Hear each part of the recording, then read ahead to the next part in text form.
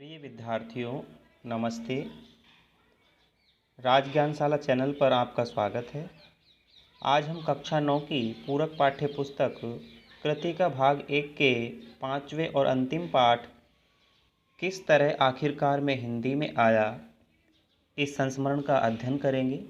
इसके लेखक हैं शमशेर बहादुर सिंह। तो आइए पहले शमशेर बहादुर सिंह का जीवन परिचय जानते हैं। इनका जन्म 1911 में हुआ और इनका देहांत 1993 ईस्वी में हुआ। स्वातंत्र्योत्तर स्वतंत्रता के पश्चात हिंदी कविता के प्रमुख कवि शमशेर बहादुर सिंह का जन्म देहरादून उत्तरांचल में हुआ।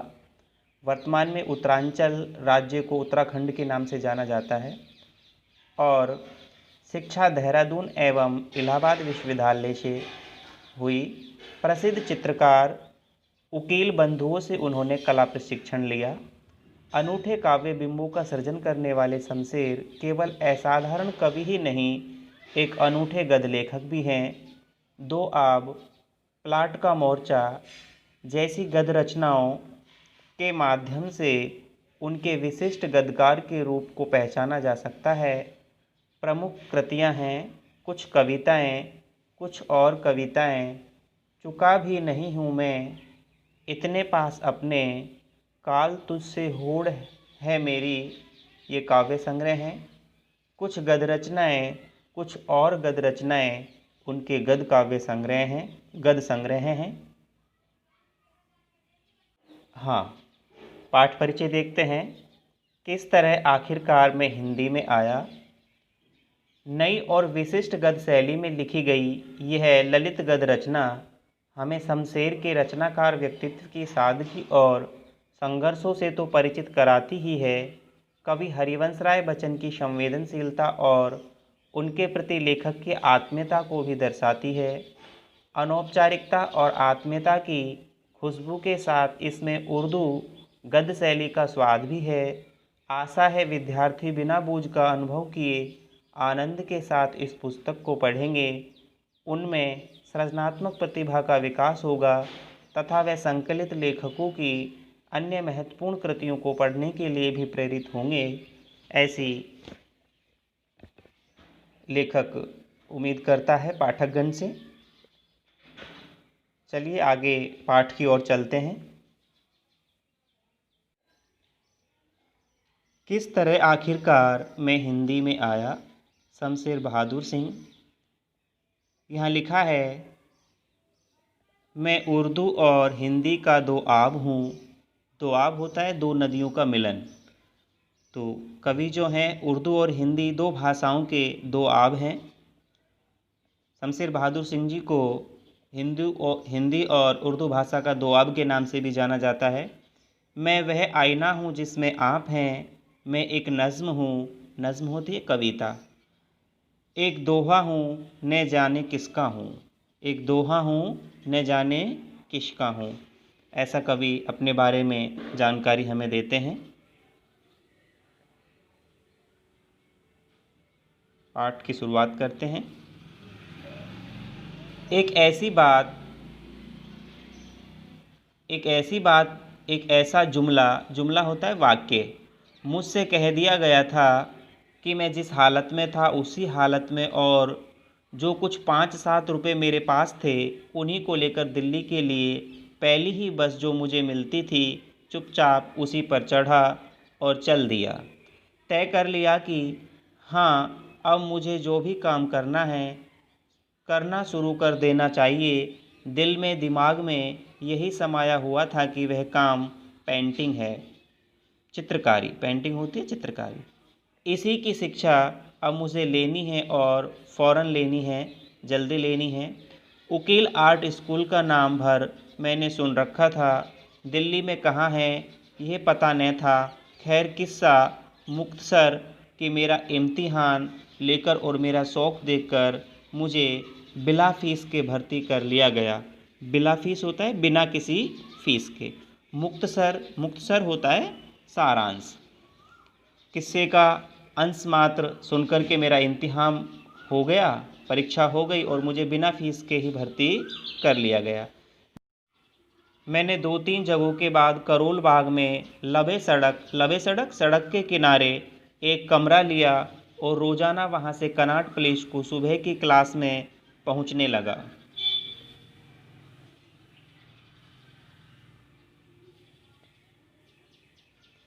ये शमशेर सिंह जी की एक कलाकृति है जो उन्होंने बनाई है। रास्ते में कभी कभी चलते चलते ड्राइंग भी बनाता और कभी कभी या साथ साथ कविताएं भी लिखता। इसका जरा भी ख्याल या वहमो गुमान न था कि ये कविताएं कभी प्रकाशित होंगी। बस मन की मौज या तरंग या कोई टीस सी थी। टीस होता है दर्द, कोई दर्द सा था थी। चुनाचे अंग्रेज़ी में जैसी भी कुछ और उर्दू में गज़ल के शेर लिखता है। चुनाचे होता है इसलिए अंग्रेज़ी में जैसी भी कुछ और उर्दू में जो गज़ल है। गज़ल क्या है? फ़ारसी और उर्दू में मुक्त रूप से लिखा गया लेख है, काव्य है, कविता है। शेर, गज़ल के 2 जो चरण होते हैं उनको शेर कहा जाता है, शेर शायरी। और हर चीज़ और हर चेहरे को बगौर देखता कि उसमें अपनी ड्राइंग के लिए क्या तत्व खोज सकता हूँ या पा सकता हूँ या पा सकूँगा। आंखें थक जाती थी, बहुत थक जाती थी, मगर उस खोज का हर चीज़ और चेहरे और दृश्य या स्थिति और गति का अपना विशिष्ट आकर्षण कम नहीं होता था। बस आँखों की ही मजबूरी थी। कभी कभी तेज बहादुर मेरे भाई कुछ रुपए भेज देते थे या साइन बोर्ड पेंट करके कुछ सहारा कर लेता था। मेरे साथ एक पत्रकार महोदय भी आकर रहने लगे थे। महाराष्ट्री बेकार थे। 30-40 के बीच में वह इलाहाबाद यूनिवर्सिटी के हॉस्टलों का कभी कभी जिक्र करते। इलाहाबाद माई वीकनेस, मेरी कमजोरी। वीकनेस होती है कमजोरी। अंदर से मेरा हृदय बहुत व्याकुल रहता। यद्यपि अपने को दृश्यों और चित्रों में खो देने की मुझ में शक्ति थी, मगर अंदर से दुखी था। पत्नी का देहांत टीबी से हो चुका था।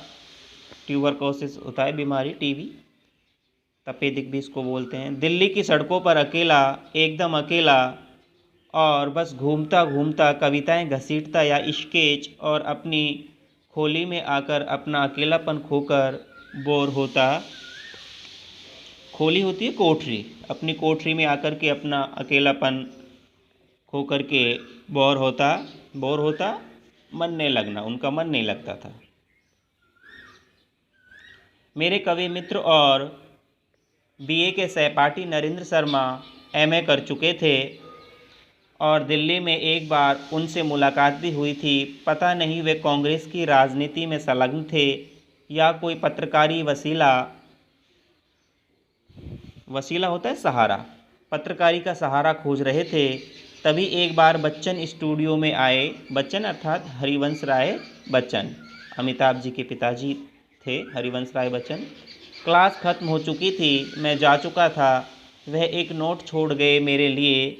मुझे नहीं याद कि उसमें क्या लिखा था। नोट, एक चिट छोड़ गए, लिखित संदेश छोड़ गए, मगर वह एक बहुत मुख्तसर सा, छोटा सा, संक्षिप्त सा और अच्छा सा लेख था। मैंने कहीं बहुत गहराई से अपने को कृतज्ञ महसूस किया, उनका उपकृत महसूस किया। मेरी बहुत ही बुरी आदत है पत्रों का जवाब न देना, चाहे सैकड़ों जवाब बाज पत्रों के मन ही मन लिखकर हवा में सांस के साथ बिखराता रहूं कई दिनों तक। तो मेरे इस मौन की उपलब्धि, मेरी कृतज्ञता को व्यक्त करती हुई एक कविता उभरी अंग्रेज़ी में। अफसोस, एक सॉनेट, वह भी ऐतुकांत मुक्त छंद। सॉनेट यूरोपीय कविता का एक छंद होता है, मगर उनको लिख लेने के बाद मैंने अपना जवाब उनको गोया भेज दिया। गोया का अर्थ होता है मानो। अपना जवाब उनको मानो मैंने भेज दिया है। कई महीने निकल गए और घटना चक्र से मैं देहरादून आ गया। अपनी ससुराल की केमिस्ट्स एंड ड्राइंग्स की दुकान पर कंपाउंड्री सीखने लगा और अच्छी खासी महारत मुझे टेढ़े मेढ़े अजूबा इबारत में लिखे नुस्खों को पढ़ सकने की हो गई थी। इबारत होती है वाक्य रचना, अजूबे विचित्र।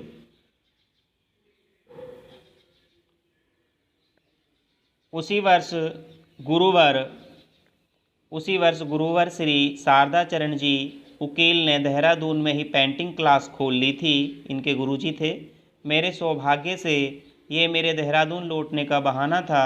वे बंद हो गई तो मैं अक्सर सोचता कि कविता और कला की दुनिया में जो अब तक मेरी एकांत दुनिया रही थी, किसी से उसे गरज नहीं, और अब भी बहुत कुछ वैसी ही बात है।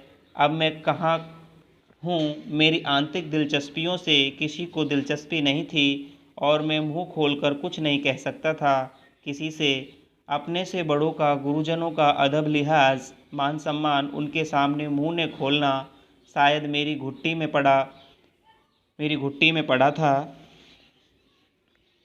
अपनी बहुत ही आंतरिक एकांतिकता, अकेलेपन का मैं अभ्यासी हो गया था, मगर अंदर से बहुत खिन्न, दुखी, अप्रसन्न और दुखी था।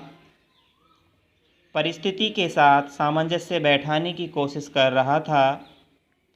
कर्तव्य जहाँ तक हो सकता था, ऐसे में न जाने क्यों एक दिन यूं ही वही सोनेट मैंने बच्चन को पोस्ट कर दिया, भेज दिया। बच्चन गर्मी की छुट्टियों में सन 1937 में देहरादून आए। ब्रजमोहन गुप्त के यहाँ ठहरे। इत्तेफाक, संयोग देखिए कि यही अब डॉक्टर ब्रजमोहन गुप्त मेरे भाई के मित्र और उनके पिताजी मेरे पिताजी के पड़ोसी और मित्र रह चुके थे।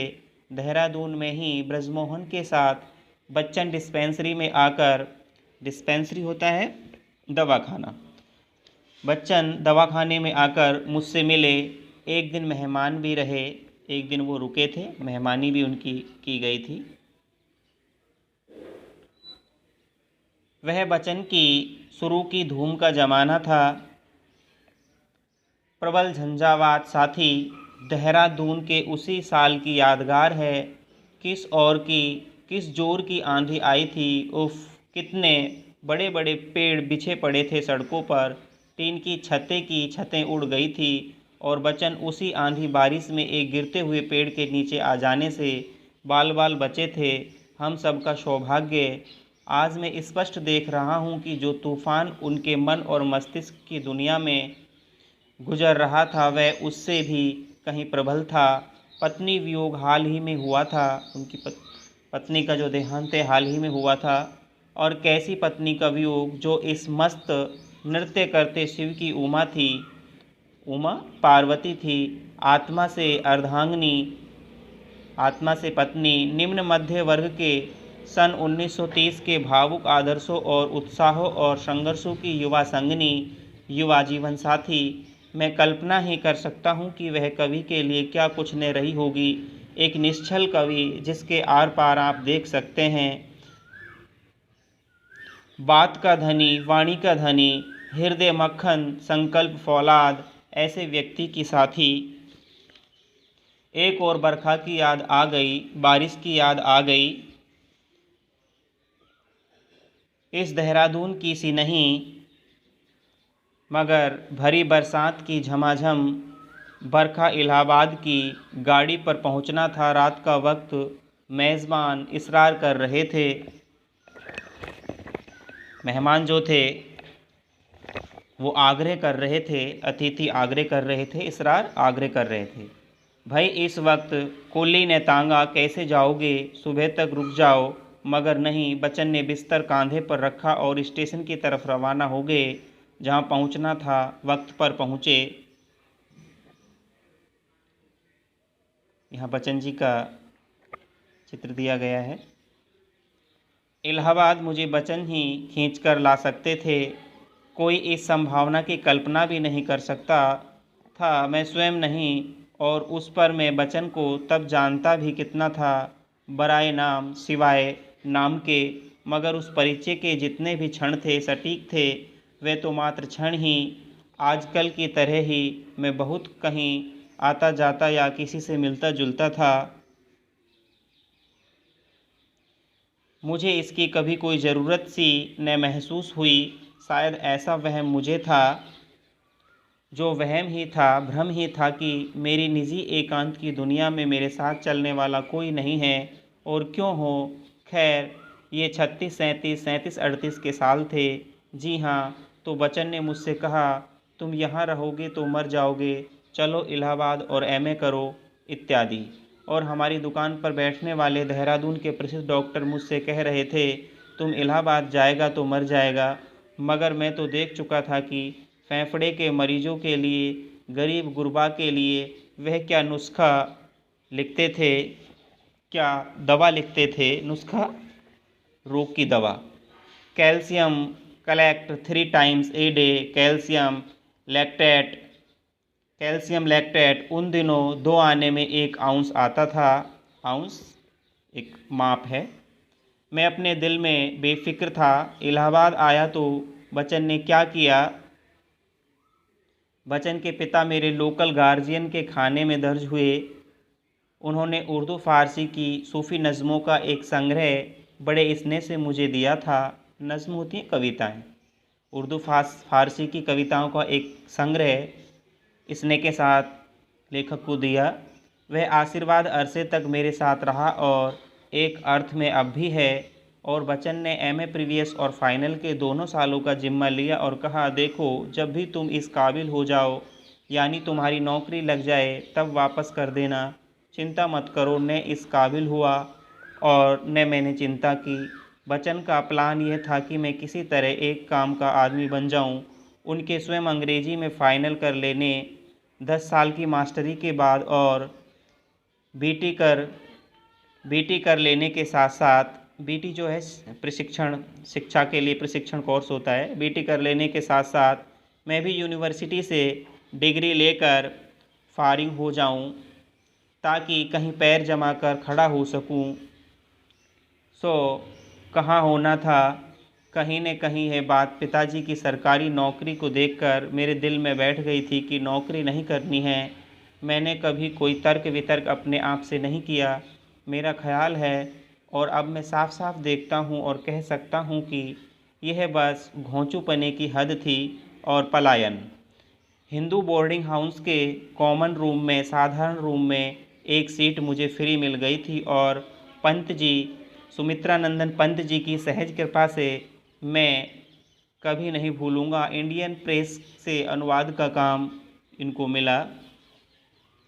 अगर सचमुच कोई बात मेरी समझ में आती थी तो वह एक यही थी कि अब मुझे कविता, हिंदी कविता गंभीरता से लिखनी है, जिससे कि मेरा रब्त बिल्कुल छूट चुका था।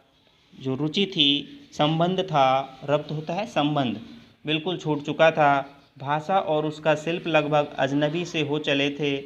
आखिर हिंदी फर्स्ट फॉर्म तो मेरी कभी रही नहीं थी और घर में खालिस उर्दू के ही सिवाय, खालिस होता है सिवाय उर्दू के ही वातावरण में पला था। बीए में भी उर्दू ही एक विषय लिया था। गज़ल मेरी भावुकता और आंतरिक अभावों का अपने तौर पर भली बुरी एक मौन साथी थी। जैसी भी कुछ थी अपनी थी। शायद विषयांतर हो रहा था, मगर बच्चन मेरे जिस साहित्यिक मोड़ मेरे हिंदी के पुनर्संस्कार के प्रमुख कारण बने, मैं उसको यहाँ कुछ स्पष्ट करना चाहता हूँ। एक बार पहले भी सन 1933 में प्रीवियस का इम्तिहान दिए बिना ही यूनिवर्सिटी छोड़कर जा चुका था, मगर तब तक कुछ रचनाएं सरस्वती और चांद पत्रिका में छप चुकी थी और बच्चन ने अभ्युदय पत्रिका में प्रकाशित मेरे एक सॉनेट को पसंद किया था और कहा था कि वास्तव में यह खालिस सॉनेट है। यद्यपि मुझे उनसे मतभेद है। खालिस होता है शुद्ध, सॉनेट कविता, शुद्ध कविता है। यद्यपि मुझे उनसे मतभेद है। बहरहाल तो सन 1937 में, बहरहाल अस्तु, सन 1937 में भाषा यानी हिंदी मुझसे छूट सी चुकी थी। अभिव्यक्ति का माध्यम मात्र और सदैव एकांततः अपने लिए या तो अंग्रेजी था, अफसोस, या उर्दू गज़ल। हाँ, आज एक बात के लिए मैं अपने पछाही सीधे साधे जाट परिवार और अपने बचपन के युग को धन्यवाद देता हूँ कि किसी भाषा को लेकर कभी कोई दीवार मेरे चारों तरफ खड़ी न हो सकी जो मेरे हृदय या मस्तिष्क को घेर लेती। अफसोस इतना ही है कि मैं जमकर कोई साधना भाषा या शिल्प की नहीं कर सका। हिंदी ने क्यों मुझे उस समय अपनी ओर खींचा, इसका स्पष्ट कारण तो मेरी चेतना में निराला सूर्यकांत त्रिपाठी निराला और सुमित्रानंदन पंत थे। उनसे प्राप्त संस्कार और इलाहाबाद प्रवास और इलाहाबाद के हिंदी साहित्यिक वातावरण में मित्रों से मिलने वाला प्रोत्साहन और हिंदी आज भी अपनी ओर खींचती है। बावजूद कम से कम मुझ जैसों को दुखी और विरक्त करने वाले अपने संकीर्ण सांप्रदायिक वातावरण के बच्चन इस वातावरण को आज मर्दानावार झेल ही नहीं रहे हैं, वीर पुरुषों की भांति झेल ही नहीं रहे हैं। अपनी कविता में उच्च घोष से बार बार बता भी रहे हैं कि यह वातावरण किसी भी जाति के सांस्कृतिक इतिहास में कैसी हीन संकुचित मन स्थिति का घोतक होता है। मगर सन 1937 में मेरा हाल यह था जैसे मैं फिर से तैरना सीख रहा हूँ। 3 सालों में बहुत कुछ भुला चुकने के बाद मेरी अंतस चेतना का यही स्वर था कि बच्चन शायद मुझे इसलिए इलाहाबाद लाए हैं। वे मैदान में उतर चुके हैं, बस जरा आर्थिक रूप से निश्चिंत हो जाने की देर है। बहुत से बहुत 1 साल और मुझे भी मैदान में उतरना है। अपने तौर पर मुझे भी कमर कस लेनी है, कमर कसना, तैयार हो जाना। यही भाव मात्र मेरे मन में स्पष्ट था और मुख्य और कोई भाव नहीं। मुझे याद है कि बच्चन ने एक नए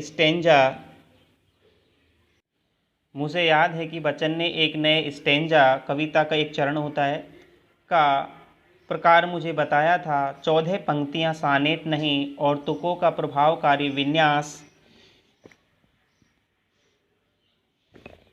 तुकों का प्रभावकारी जो विन्यास है, बीच बीच की अनेक पंक्तियां ए तुकांत मुझे बहुत आकर्षक लगा था। वह प्रकार मैंने तबीयत पर जोर डालकर उस प्रकार में एक रचना की थी।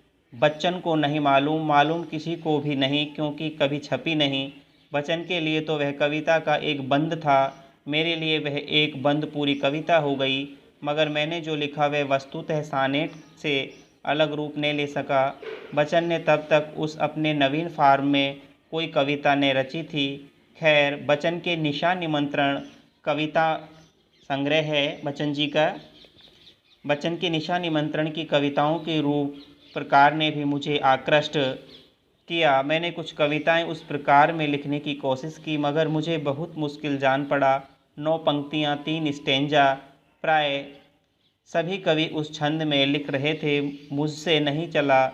अगरचे कुछ पंक्तियां इस अभ्यास में शायद बुरी नहीं उतरी। निशा निमंत्रण के कवि के प्रति मेरी एक कविता, जिस पर पंत जी के कुछ संशोधन भी हैं, रूपाब काल में लिए हुए मेरे पास आज भी अप्रकाशित सुरक्षित हैं, उसका भी बच्चन को पता नहीं। मैं अपने कोर्स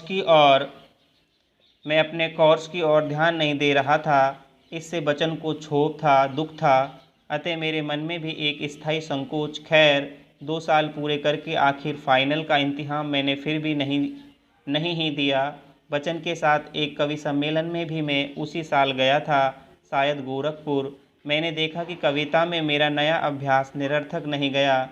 सरस्वती में छपी एक कविता ने निराला जी का ध्यान आकृष्ट किया। कुछ निबंध भी मैंने लिखे। रूपाब पत्रिका में रूपाब के ऑफिस में प्रारंभिक प्रशिक्षण लेकर मैं बनारस हंस कार्यालय की कहानी में चला गया। मुंशी प्रेमचंद के सानिध्य में निकलती थी हंस पत्रिका। निश्चय ही हिंदी के साहित्यिक प्रांगण में बच्चन मुझे घसीट लाए थे। आज मैं स्पष्ट देखता हूँ कि मेरे जीवन के इस भरपूर और कैसे आकस्मिक मोड़ के पीछे बच्चन की वह मौन सजग प्रतिभा रही है, जो दूसरों को नया प्रातिभ जीवन देने की नैसर्गिक स्वाभाविक क्षमता रखती है। बच्चन से मैं हमेशा ही प्राय दूर रहता आया हूँ। यद्यपि दूर और नज़दीक की मेरी अपनी परिभाषा है, और जिनके मैं अक्सर बहुत नज़दीक रहता आया, क्या उनसे बहुत दूर नहीं रहा। बहुत सी अनुपस्थित चीज़ें मेरे लिए उपस्थित ही के समान हैं और उपस्थित अनुपस्थित के, और मैं बहुत नज़दीक आने, बहुत मिलने जुलने, चिट्ठी पत्री आदि में विश्वास नहीं करता। वचन इसलिए मेरे काफ़ी करीब रहे हैं, मगर बेसिकली साधारणतः उसी तरह जैसे एक कवि अपनी रचना के माध्यम से अपने करीब रहता है, अपने साथ रहता है, जिससे हम कभी नहीं मिलते या मिल सकते। युगों का व्यवधान होने के कारण ये युग एक ही जगह प्रस्तुत भी हो सकते हैं, अतः मिलने या न मिलने का कोई अर्थ नहीं बैठता। इसी तरह वचन अपने व्यक्तित्व में, जिसे कुल मिलाकर मैं उनकी श्रेष्ठ से श्रेष्ठ कविता में भी बड़ा आंकता हूँ, बहुतों की तरह मेरे भी नज़दीक हैं, और यह एक बिल्कुल सहज और सामान्य और स्वाभाविक सी बात है। इसका सहज, स्वाभाविक और सामान्य होना मुझे अच्छा लगता है, मुझे बहुत अच्छा लगता है, क्योंकि वह मुझे अपनी जगह पर मुक्त भी रखता है। मेरा अनुमान है कि और भी सैकड़ों व्यक्तियों को ऐसा ही अनुभव हुआ होगा। अनुमान ही क्यों, मुझको मालूम है कि हुआ है। मैं अपने इस अनुभव को विशिष्ट या विशेष नहीं मानता। वस्तुतः ऐसा कुछ विशिष्ट या विशेष दुनिया में नहीं हुआ करता। बच्चन जैसे लोग भी दुनिया में हुआ करते हैं, और वे हमेशा ही होते हैं, हमेशा ही ऐसे होते हैं। असाधारण कहकर मैं उनकी मर्यादा कम नहीं करना चाहता, मगर यह साधारण और सहज प्राय दुष्प्राप्य भी है। बात अजब है मगर सच है। दुष्प्राप्य, जिसे आसानी से प्राप्त न किया जा सके। यहाँ ये जो पाठ है पूर्ण होता है। प्रश्न अभ्यास है, आइए प्रश्न अभ्यास कर लेते हैं फटाफट। पहला प्रश्न है, वह ऐसी कौन सी बात रही होगी जिसने लेखक को दिल्ली जाने के लिए बाध्य कर दिया। देखो, लेखक से एक ऐसी बात कह दी थी किसी घर वाले ने, उनको वो बात चुभ गई थी कि वो तुरंत ही अपने पास जो 5-7 रुपये थे वो लेकर और पहली बस में दिल्ली के लिए रवाना हो गए। लेखक ने ये नहीं बताया कि वो बात क्या थी, लेकिन हम समझ सकते हैं कि वो बात अवश्य कठोर बात रही होगी, उनको चुभी होगी, उनका जो अहम है वो इससे झकझोरा होगा। वह कोई कठोर व्यंग वाक्य होगा जो उसको सुनना पड़ा था। वो बेरोजगार थे, कोई काम नहीं था उनके पास, तो ये बात रही होगी। आगे दूसरा प्रश्न देखते हैं, लेखक को अंग्रेजी में कविता लिखने का अफसोस क्यों रहा होगा। देखो, लेखक ने अंग्रेजी में कविता लिखी थी, इसके लिए बच्चन जी ने लेखक के लिए एक नोट छोड़ा था, एक लिखित में संदेश छोड़ दिया था, और यह है संदेश लेखक को हिंदुस्तानी होने और मातृभाषा हिंदी की याद दिलाने के लिए लिखा होगा बच्चन जी ने, जिससे लेखक बहुत प्रभावित हुआ होगा, क्योंकि बच्चन हिंदी के कवि थे, अतः लेखक को अंग्रेजी में कविता लिखने का अफसोस ही रहा। तीसरा जो प्रश्न है, अपनी कल्पना से लिखिए कि बच्चन ने लेखक के लिए नोट में क्या लिखा होगा। देखो, बच्चन जी ने लेखक के लिए नोट में हुआ क्या था कि बच्चन जी दिल्ली में लेखक से मिलने उनके स्कूल गए थे। लेखक क्लास समाप्त होने के कारण जा चुका था, और बच्चन ने एक लिखित संदेश वहाँ पर छोड़ दिया था। उसमें यही लिखा था, साधारण सा उन्होंने लेख छोड़ा था कि उनमें अनुमान हम ये लगा सकते हैं कि उसमें पेंटिंग की शिक्षा ग्रहण करने की उनकी प्रशंसा की गई होगी, और उनकी कविता के जो मनोभाव है उनको व्यक्त करने का जो अच्छा साधन है उसके बारे में उनको बताया गया होगा। चौथा प्रश्न देखते हैं, लेखक ने बच्चन के व्यक्तित्व के किन किन रूपों को उभारा है। देखो, बच्चन जी के व्यक्तित्व के बहुत सारे रूप हैं। लेखक शमशेर बहादुर सिंह जी को हिंदी में लाने का जो हम श्रेय दे सकते हैं वो बच्चन जी को देंगे। तो लेखक ने बच्चन के व्यक्तित्व के जो रूप हैं वो स्नेही साथी का रूप है। बच्चन अपने साथ के लोगों से बहुत स्नेह करते थे, प्रेमी थे वो, समर्पित पति हैं। बच्चन अपनी पत्नी के प्रति समर्पित थे और उसको बहुत चाहते थे। जब उनकी पत्नी का देहावसान हो गया तो वो टूट गए थे। लेखक की पत्नी का भी देहांत हो चुका था। बच्चन उसके दुख को अच्छी प्रकार से समझ सकते थे। श्रेष्ठ कवि और मार्गदर्शक थे बच्चन जी। कोमल मन था उनका, निश्चय, दृढ़ निश्चय वाले व्यक्ति थे, महान व्यक्ति थे। बच्चन महान थे, अच्छी कविताएं उन्होंने लिखी हैं, श्रेष्ठ कविताओं में ऊंचा स्थान उनको मिला है। सहज और सरल भाषी थे, साधारण होने के बावजूद भी महान थे। आगे 5वां प्रश्न देखते हैं। बच्चन के अतिरिक्त लेखक को अन्य किन लोगों का तथा किस प्रकार का सहयोग मिला। देखो, बच्चन जी को लेखक का सहयोग तो मिला ही, इसके अलावा उनके गुरु शारदाचरण उकील ने भी लेखक को पेंटिंग स्कूल में बिना फीस के ही दाखिला दे दिया था। एक लेखक के सहपाठी थे कवि नरेंद्र शर्मा जी, जो दिल्ली में रहते थे, वो भी उनसे मिला करते थे। इलाहाबाद आने पर बच्चन जी के पिता ने भी लेखक को सूफी नज़मों की एक पुस्तक आशीर्वाद के रूप में दी थी। और कवि सुमित्रा नंदन पंत ने भी इंडियन प्रेस में उनका अनुवाद का काम उनको दिलाया था। निराला जी जो हैं, सूर्यकांत त्रिपाठी निराला जी से भी वो प्रभावित रहे हैं। आगे 6वां प्रश्न देखते हैं। लेखक के हिंदी लेखन में कदम रखने का क्रम के अनुसार वर्णन कीजिए। किस तरह से वो आखिरकार हिंदी में आए। तो लेखक शमशेर सिंह जी के घर में उर्दू का वातावरण था। बीए भी उन्होंने उर्दू विषय में की थी। शुरुआत में वो अंग्रेजी और उर्दू से प्रभावित थे, लेकिन बाद में जब बच्चन जी की प्रेरणा से वो हिंदी में आ गए। 1933 के आसपास लेखक ने चांद और सरस्वती पत्रिकाओं में अपनी रचनाएं प्रकाशित कराई। अभ्युदय पत्रिका में भी एक सोनेट बच्चन जी ने उस सोनेट की तारीफ की थी। बाद में उनका ये अभ्यास जो है थोड़ा छूट गया था। 1937 में बच्चन जी की प्रेरणा से वो फिर दोबारा हिंदी की तरफ बढ़े। लेखक ने 14 पंक्तियों के छंद में कविता लिखी। बच्चन की निशा निमंत्रण की कविताओं के रूप में भी उनको आकर्षित किया। पंत जी ने भी उनकी एक कविता में संशोधन भी किया था। तो ये सभी उनके प्रयास थे। लेखक ने 7वां प्रश्न देखते हैं। लेखक ने अपने जीवन में जिन कठिनाइयों को झेला उनके बारे में लिखिए। लेखक ने अपने जीवन में बहुत सारी कठिनाइयों का सामना किया। शुरुआत में तो वो बेरोजगार थे, उसके पास पैसा नहीं था लेखक के पास।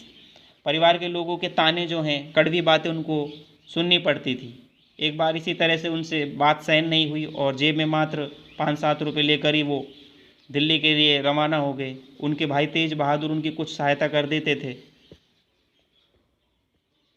आर्ट स्कूल में दाखिला उनको बिना फीस के मिल गया था उनके गुरु के कारण। तो धनाभाव के कारण भी उनकी जो पढ़ाई है वो छूट गई थी। बच्चन जी की सहायता से वो आगे बढ़े। लेखक की पत्नी की भी मृत्यु हो चुकी थी। वो अकेले थे, एकाकीपन का अनुभव करते थे। चित्रों और कविताओं में जाकर के मन बहलाते थे। तो लेखक का अकेलापन जो है वो भी पीछे नहीं छोड़ पाया। तो इस तरह से वो अभावों में ही उनका जीवन व्यतीत हुआ। यहाँ जो अपना ये पाठ है, संस्मरण है, पूर्ण होता है। सभी को धन्यवाद।